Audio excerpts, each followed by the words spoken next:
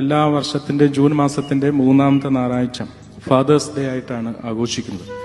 1910 June 19-ാം തീയതിയാണ് fathers day ആയിട്ട് ലോകം ആഘോഷിക്കാൻ ആരംഭിച്ചത്.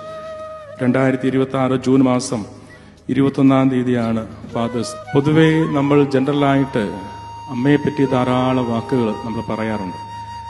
എന്നാൽ വികാരമില്ലാത്ത വ്യക്തിയാണ്, ഫീലിങ്സ് ഇല്ലാത്ത വ്യക്തിയാണ്, സ്നേഹം പ്രകടിപ്പിക്കാൻ അറിയാത്ത വ്യക്തിയാണെന്നാണ് അപ്പനെ പറ്റി പൊതുവെ പറയാറുള്ളത്. അതുകൊണ്ട് അമ്മയുടെ അത്രയും റേറ്റിംഗ് പലപ്പോഴും അപ്പനില്ലാതെ പോകുന്നു എന്നുള്ളതും വാസ്തവമാണ്. എന്നാൽ സാധാരണക്കാരനായിരിക്കുന്ന ഒരു പിതാവിന്റെ 10 ഗുണങ്ങൾ ആദ്യം പറഞ്ഞ് ഇന്നത്തെ മെസ്സേജിന് വേണ്ടി ഒരുങ്ങും.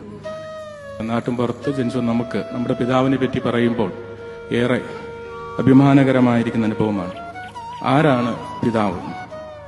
അപ്പം നൽകുന്നവനാണ് അപ്പൻ.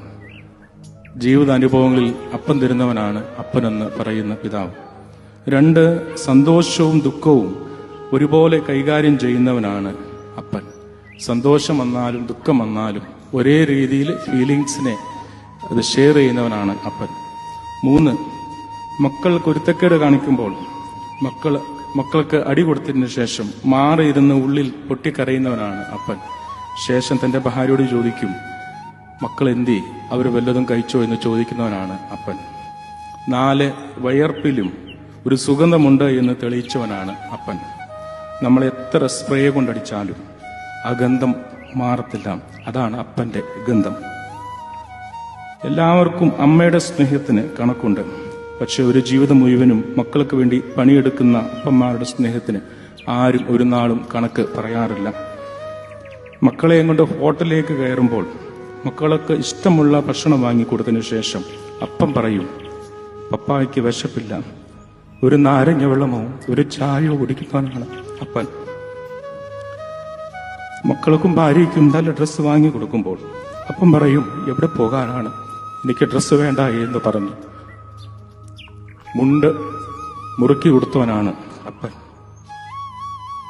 ഒരു വാ വിട്ട് കരയണമെന്ന് പല പ്രാവശ്യം തോന്നിയാലും താൻ ഒരു പുരുഷനാണല്ലോ എന്ന് കരുതി ദുഃഖം ഉള്ളിൽ അടക്കി വെക്കുന്നവനാണ് അപ്പൻ. ഭർത്താവ് മരിച്ചാൽ ഭാര്യയെ വിധവ എന്ന് വിളിക്കും. സമൂഹം അവർക്ക് മാനുഷിക പരിഗണന നൽകും. എന്നാൽ ഭാര്യ മരിച്ചാൽ ഒരു ഭർത്താവിനും മാനുഷിക പരിഗണന ലഭിക്കാറില്ല. അതാണ് അപ്പൻ, അതാണ് പുരുഷൻ. ദൈവം കഴിഞ്ഞാൽ പിന്നെ ഈ ലോകത്തിൽ നമ്മെ ഏറെ സ്നേഹിക്കുന്നതും നമ്മുടെ അപ്പനും നമ്മുടെ അമ്മയുമാണെന്ന് ഓർക്കണം. അവസാനമായിട്ട് അപ്പൻ എന്ന് പറയുന്നത് ഒരു വികാരമാണ്. ബാല്യത്തിൽ നാം പല പ്രാവശ്യം വഴക്കിടുമ്പോൾ നമ്മൾ പറയുന്ന വാചകമുണ്ട്, അപ്പനോട് പറയും, അപ്പനോട് പറയും.